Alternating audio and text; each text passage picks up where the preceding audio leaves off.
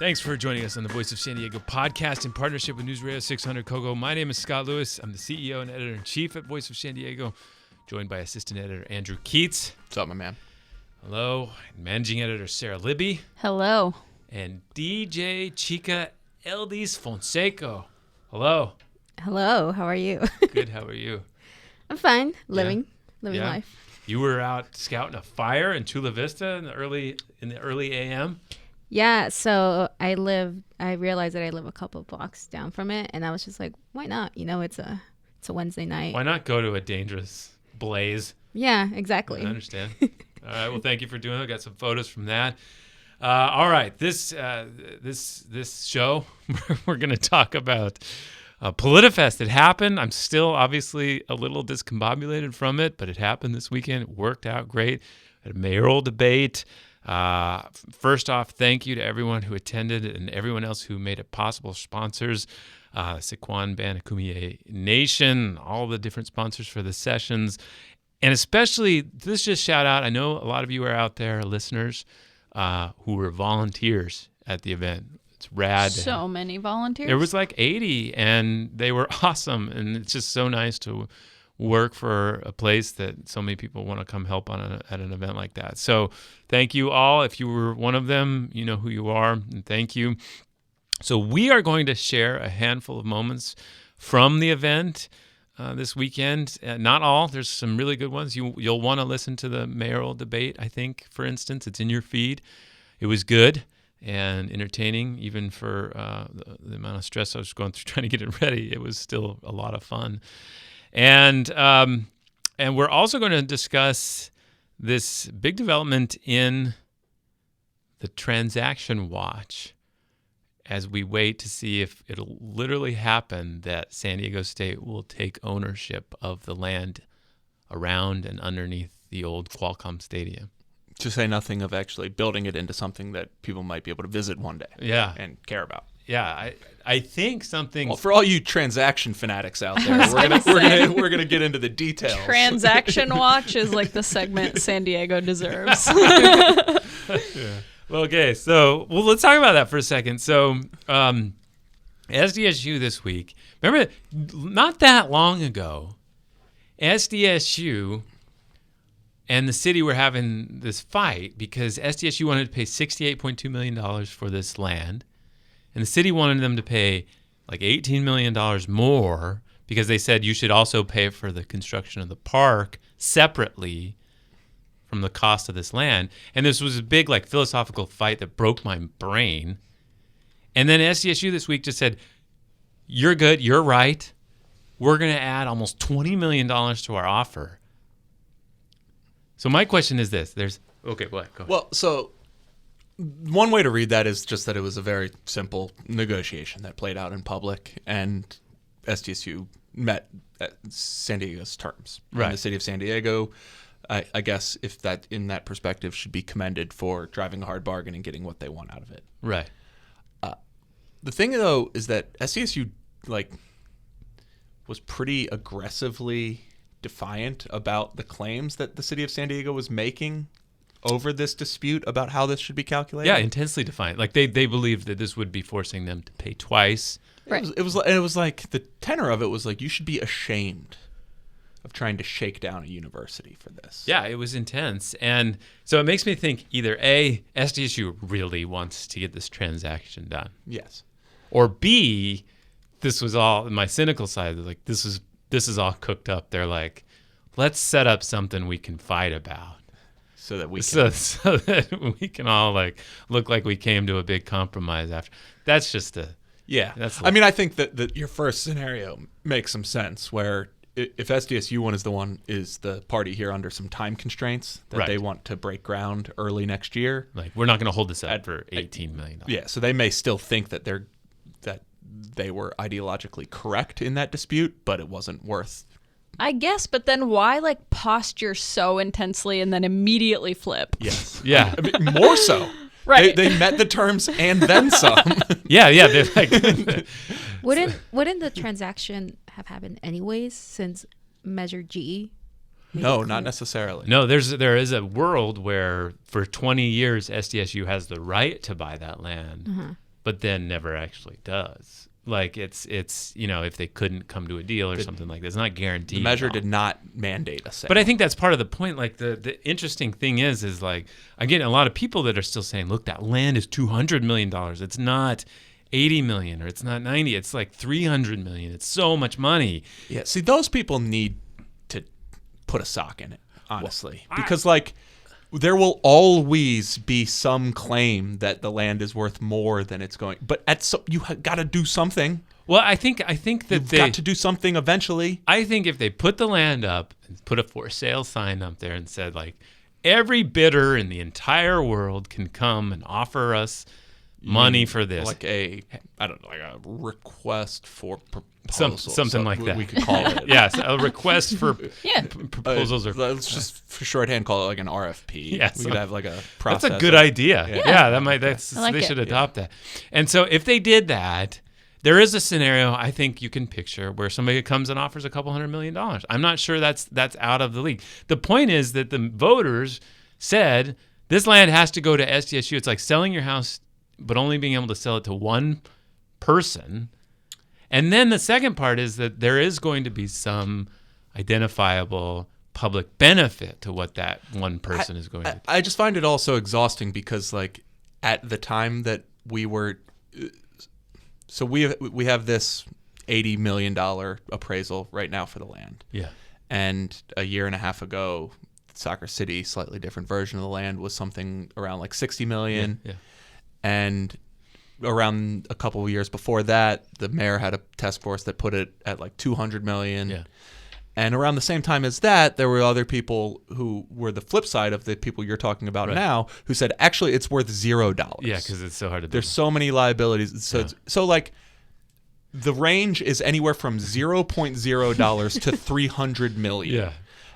Like, I'm done. I'm sick and tired of hearing about it. No, I get that. You know, like, I I'm get done that. litigating the price of this land. And sell it and build something on it. There you go. All right. The second point, though, that's interesting is that this is a crucial moment for the city. This is the last time the city has say over what this land is. And I think that was exemplified by the labor leaders who went and said, when this offer came forward, they went to city council and very clearly said, hey, we were promised a deal out of this. And I think recognize that this was a moment where if the city is going to try to dictate what happens to this land or what it's like or what it's designed or how it benefits the community, that they wanted their piece included in that. Because once this does transfer to SDSU, no matter what sort of open process they have out of that, the real people they answer to are the trustees of the California State University system, not the voters around here. Yeah, to be more specific, local governments cannot mandate things of state government agencies. Right. And SDSU will be an arm of the state at that point. Right. And so I think what's really interesting to watch now is like, okay, so if we handle, like you said, we're sick of the transaction cost issue. Mm-hmm. Maybe some details need to get handled. There is still this discussion of like, okay, have they really outlined the design, the attributes, the different ways this is going to work? And so labor made it clear they want a giant project labor agreement for the whole site. And what also seems to be coming clear is about 80% of the site is going to be developed by private developers, and 20% set aside for the university's needs. But none of that will be built at the very least in the first 10 years. Right. And so now, does that 20% include the stadium? I was wondering that. I'm not entirely clear. I think so. Yes. You think it does include the stadium? I do. Yeah. Okay. And so I'll clarify next week if it's not true. But that's and so I think then what labor, one of the things labor is really good at is recognizing these leverage points in public discussion, right? These moments where they need to try to get something for their members out of it. Yes. And so my advice to everybody was just like, if labor sees that, you might follow their lead. Like when you're surfing and you see somebody like start paddling out, you're like, oh, I need to probably paddle out too, even if I don't see the wave that's coming. Like that's the same kind of thing. Like there's a moment here coming that if you want to get something out of this project, like you better start paddling.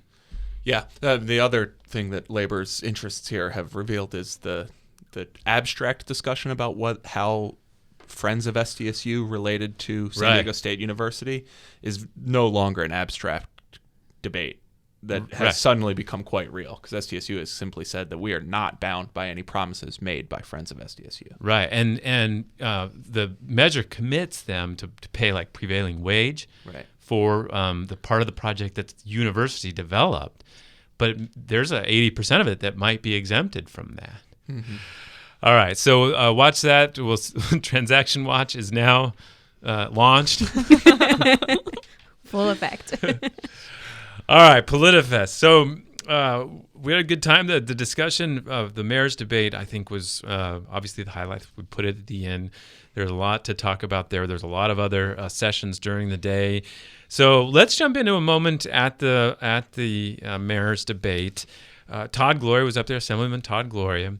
He was he hasn't actually had to talk about something that we wanted to ask him about. He had been at Politifest in 2016 as a supporter on stage of Measure A. And, that obviously went down in flames in part because of a scandal that we uncovered that started 2 years of turmoil and reform at the agency. And so you wanted to ask him specifically about whether he regrets that, right? Yeah, but I think that the question I had for him was whether he thought as a board member and as a public champion of this, whether he felt like he had done enough to vet the proposal, and more than that, to vet the underlying finances at the agency, which ended up being instrumental in whether that measure would have done what they said it was going to do. Do you think as a board, you specifically and the board as a whole, was acting in their official capacity to oversee the agency as well as they should? Well, clearly there was room for improvement. And I think that what the challenge with Sandag, and yes, I was very engaged there because I'm passionate about transportation and mobility and trying to give San Diegans freedom of choice when it comes from getting from A to B, because right now you basically have one choice and it's a car. And if we're going to be a great community with a vibrant economy, we need to give more choices. But to your question, my observation about the challenge with Sandag is that it is got a budget that's roughly equal to the size of the city of San Diego's general fund, and yet it's elected officials' sort of part-time gig. This is what you do every other Friday in the morning for a couple of hours, and the vast majority of the people are not folks like Barbara and I who have full-time staffs that can help us look at this stuff. And so you really have created a circumstance where there's a tremendous amount of resources being minded by folks who don't spend as much time. So that's an interesting point, right? Like that, and the idea is this is a giant agency handing out tons of money, and there's not a lot of oversight. But to his point, isn't he one of those people who had the staff to be able to be kind of examining these things closely? At that point, he was council president, right? He was just a councilman, but there was the concession that Sherry Leitner had made to become council president was that he would be still the Sandag rep. But yeah. Yeah, but I just mean... Yes. No, you're right. To his point, if anyone was in a position to scrutinize things, it would have been somebody like him who had more resources than, say, like the mayor of Santee or whatever. Yeah, the two biggest champions for Measure A that were on stage with us at Politifest 2016 were Todd Gloria and Supervisor Ron Roberts, both of whom did have full staffs. So while it's true that often the board doesn't have their own sort of staffing muscle to go to push back against Sandag staff, in this case, that didn't seem to be the problem with either Todd or Ron. Well, and we brought this up in part also because it had an impact later in the debate. We wanted to ask all the candidates up there if they supported the MTS plan to raise sales taxes for transit. And, it's something we've been asking a lot of people. And it was Council President Georgette Gomez's top priority, right? Like she's made that clear. As she was chair of MTS, she's no longer chair. So we asked all three, and the specter, the sort of memory of Measure A came up in Barbara Bry with her answer. I do not support it at this time. In 2016, the voters defeated Measure A, which if it had passed, and Mr. Gloria did support it, if it had passed, we would have been building all the wrong things.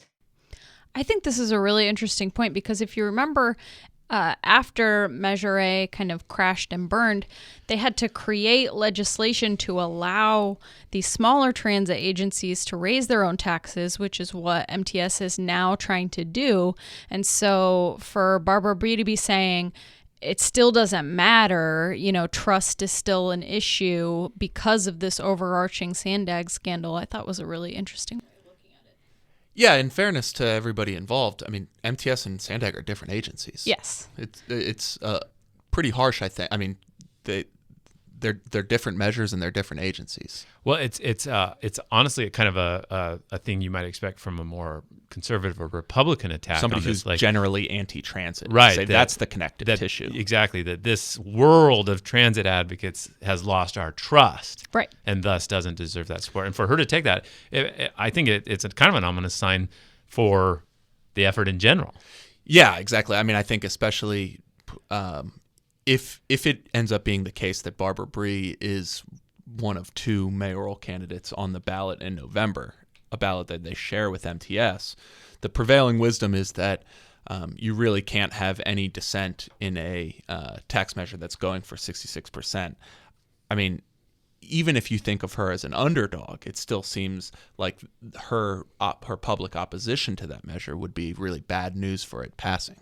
Yeah, and remember our last live podcast in Chula Vista with Mayor Salas. Mayor Salas of Chula Vista. She was also iffy on it. She wasn't against like as clearly as Barbara was, but she hasn't committed yet. Yeah, they could shore up support, I think, but it doesn't. I mean, if the idea is you need to have at the very least your basis of support, built into the system. Yeah, and I mean, you add on top of that the fact that Georgette Gomez now has shifted her priorities. She's no longer going to be the chair, and this was her kind of signature thing that she wanted to get done. Now she's obviously running for Congress. There's a lot, possibly working against it. Yeah, and Supervisor Fletcher has, decided to pick up that torch and run with it, and so, maybe it can get its legs back under it at some point. But I don't think that these are good signs for that measure. Not at all. It feels like it's almost morphing into a effort that it's nice to be able to talk about transit for a year and set us up for success in the future kind of thing. You know what I mean?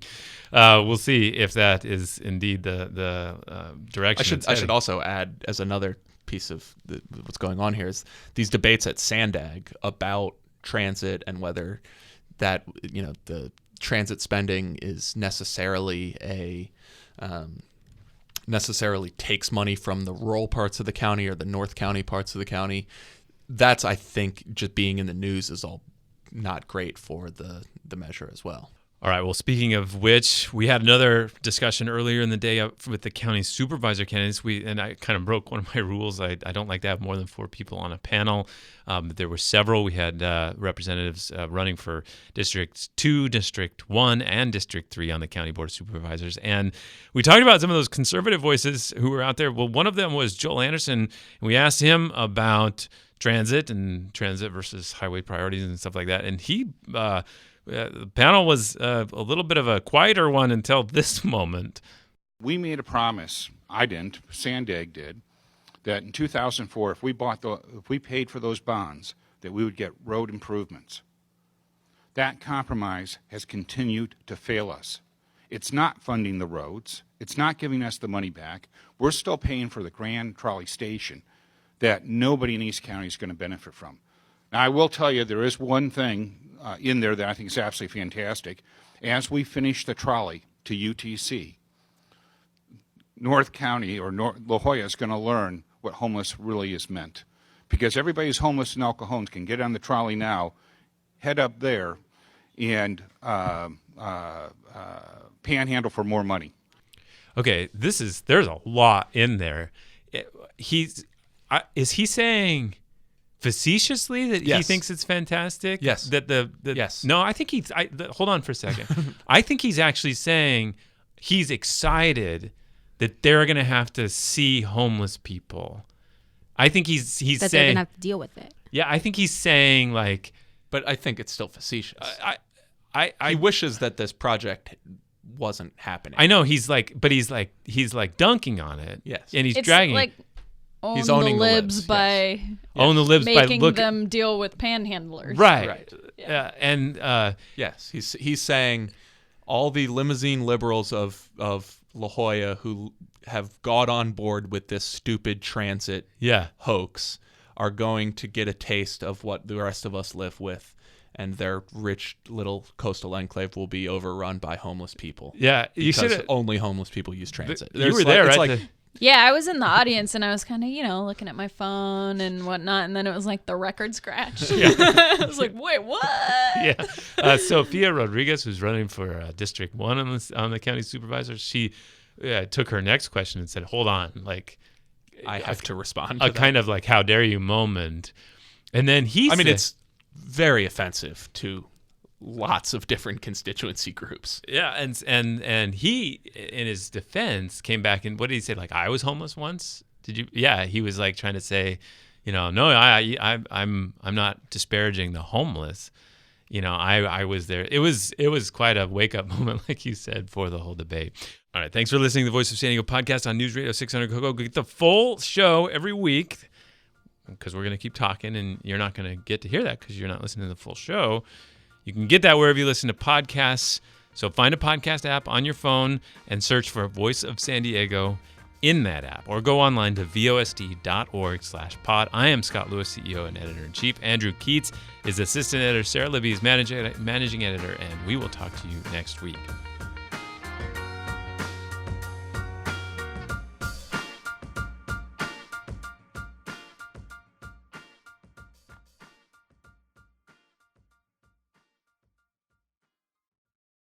Do you listen to this show every week? Then help ensure it's here to stay. You can do that by including Voice of San Diego in your estate plan. Call Iris Magid for more details at 619-550-5664. Thank you for supporting the future of investigative journalism in San Diego. We are back. We have not talked a lot on this show, if at all, about two big measures that will be on the March ballot. One of them, this week, a bevy of community leaders came out and launched a campaign against the so-called SOS initiative. That measure would try to stop sprawling housing developments in unincorporated areas of the county. So right now, if a project that you want to build a bunch of houses you want to build, if that conforms to the county's general zoning plan, where homes in the unincorporated areas should be, according to the plan, you can get a permit. It might be a hassle, but you can get a permit, right? Mm-hmm. If the housing project you want to build does not conform to the plan, you've got to take it all the way to the Board of Supervisors, correct? Mm-hmm. Okay, so there are a ton of these projects out there, right? There's several thousand units being proposed in different parts of the unincorporated area of the county. Some of them have been proposed for decades now, like dating back to when they put the plan in place. Okay, so they, if they are to get approved, they'd have to go to the county supervisors. But what this measure would do is say that if you're not part of the plan, 6 houses or more not part of the plan, you need to get a vote of the entire county to approve it, correct? Correct. All right, that's the SOS initiative. So there's a bunch of business types and others coming out against it. And that campaign against it was launched this week. We remember we had Nathan Fletcher on here a few weeks ago. He's a county supervisor. And he said that while he understands and supports in concept this idea, and actually, I would say, gave a pretty well-articulated argument in favor of it. Right. He said a pretty comprehensive argument about the logic behind it. He said, no, I don't support it, though. You can't give that power to voters, or you shouldn't give that responsibility to voters, or burden. Or I think it was more similar, but we elect officials to make these decisions. And we should remember the principles that are behind this initiative and make decisions accordingly, but not just hand over the job. Yeah. So he's saying, let me reject it and not the voters. Right. Basically, yeah. So Fletcher supports Olga Diaz, the Escondido city councilwoman, for county supervisor in that District 3 race, which is just hot. It's going to be very hot. Kristen Gaspar is a Republican incumbent. She supported one of those controversial plans, the Newland Sierra project, and that effort will also be in the March ballot. And Olga is also running against Tara Lawson-Remer. So Olga came to Politifest. She was on that panel with Joel Anderson, and we asked her about SOS, and I frankly was kind of surprised about her response. I support it. The city of Escondido has something similar in place. It's called Prop S. It was passed 2 decades ago. And essentially what it does is it freezes the general plan that was devised with community input, agreed to in terms of zoning and density and all of the different types of land uses that we have in our city. And then it was voter approved. And then after the voters approved it, it's frozen. So if there's going to be a significant change, that's when the public would then be asked again if they approve of that change. That's the first sort of high-profile endorsement I've heard of SOS. Yeah, although I suspect that Tara Lawson-Remer feels the same way. But she just wasn't at Politifest. She wasn't at Politifest. She wasn't on that panel. And if she has publicly said that she supports SOS, I missed it. Email me and I'll correct this on next week as well. But I'm just looking at, I get emails from far too many candidates. Tara Lawson-Remer last week in an email titled "Take a Hike" made a point of saying how important it is that we stop sprawl. In one this week titled "Wildfires," she made the same case and said that sprawl projects are the direct result of the agenda championed by Trump and his cronies like Kristen Gaspar. So I don't think that this is going to be a differentiating issue on the Democratic side of that debate necessarily. That maybe remains to be seen. I might be imputing too much from Tara's emails. But it is interesting nonetheless, because somebody like Nathan Fletcher, who would otherwise be on board with them, I think, and kind of had, like we said, a well-articulated reasoning on why this measure makes some sense, nonetheless opposed it. Well, the campaign against the SOS thing, they contacted us afterward, and they were upset because they think Olga Diaz's point was that we've still been able to build homes even though there's restrictions there for plans that don't conform to the general plan of the city. And their point was like, well, yeah, Escondido's far behind, though, its state targets. You can't really say it's building homes the way it should be. So there's going to be some of that. Which is true of literally every city in California. Well, this except Lemon Grove. This is a fascinating debate because it's not even hyperbole. Just back up a bit. What area would she be representing if she were to win the seat? So the district stretches from like Encinitas and Solana Beach all the way over to Escondido. So she this is District 1. Yes. 3. This is District 3. Yeah. So yeah, I mean, I think that's this SOS thing is really interesting to me. They're using so much rhetoric that is like an urbanist rhetoric. Yeah. Like the sprawl, that's the problem is not these projects. It's the sprawl in Riverside County. Mm-hmm. And our projects stop that from getting worse. Yeah, there's also a sort of, I guess I would say it is progressive-minded argument that they've made around the idea of having somebody's. It reminds me of the Barrio Logan debate. Yeah, that they're saying it is unfair that these people in their direct local community are having decisions about what's happening near them made by the entire county. And yet, the person they trot out most, and she was also in favor of that Lilac Hills proposal, is Mary Salas, the Chula Vista mayor of Chula Vista. And so, she's being brought out to make the case for housing developments in the far north part of the county. There are some in the South Bay. There are some on like Otay. Yeah, it's hard to think of a measure where there's like such strange bedfellows and you can't reliably predict how someone might land on it based on their political affiliation. Right. Like the deputy sheriffs are like listed prominently as anti-SOS. It's like, it's fascinating debate. So there's Olga's position on that. Watch for that to maybe heat up, or the consequences from it to heat up in the actual runoff election for the county supervisor seat. All right, so I asked about scooters at the debate for the mayor's race. Your first mistake. Well, we were in there. I think there was your tongue seemed planted firmly in your cheek. Yeah, I mean, and I don't think that has been adequately recognized Thank you. in the response. It seemed that the entire premise of the argument stipulated that it was absurd we were talking about scooters. And the response was, hey, asshole, it's absurd that we're talking about scooters. I didn't think that it was a hey, asshole at Scott. Yeah. I thought for better or worse, we are talking about scooters all the time. And I think, Barbara Bry has made it a centerpiece of her campaign. Yes, that's fair. If you listen to the audio from the debate, she is by far her most animated when she's talking about the scooters. Like, she was fired up.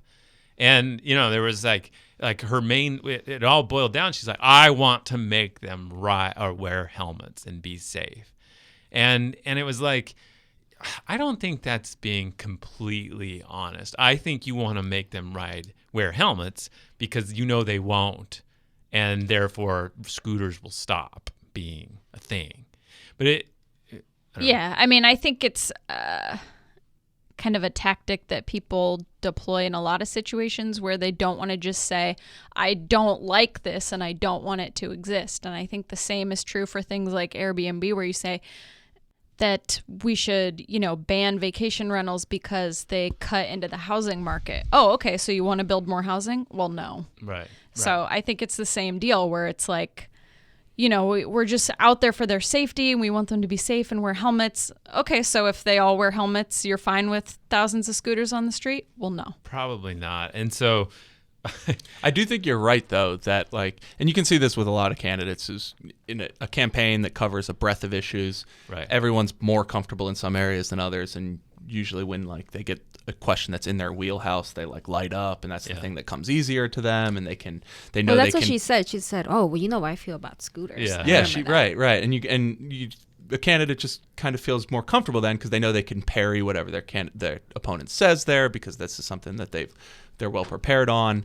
And it is funny for that to be something that I think seems minor to most people.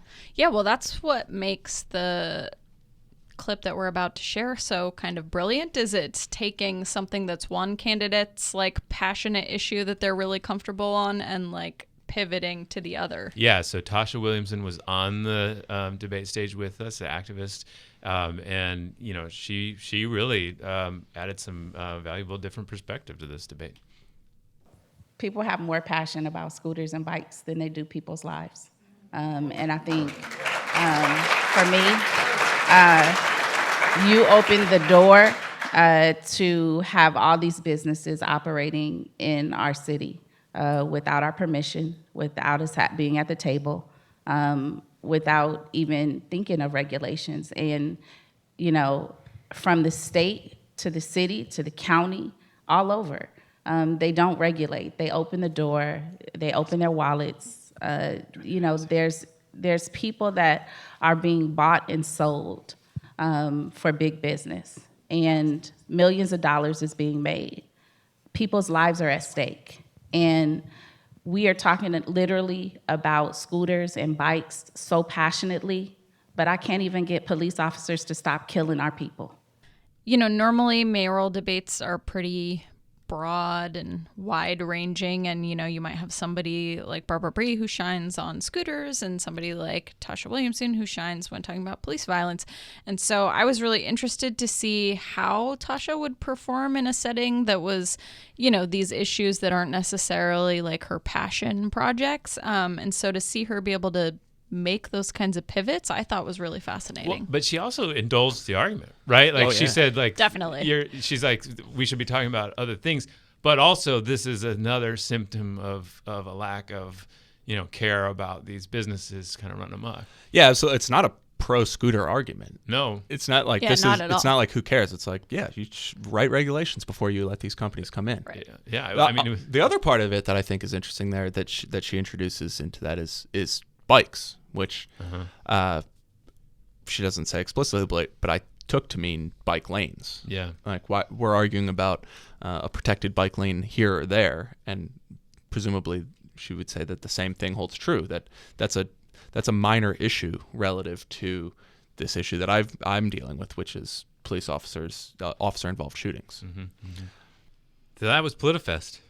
was fun. Thank you for your help. Yeah, it happened. It did happen, and it's getting better. And it was an off year. It wasn't an election year, and it was packed. Next year, we're going to have mayor's race, Congress, city councils.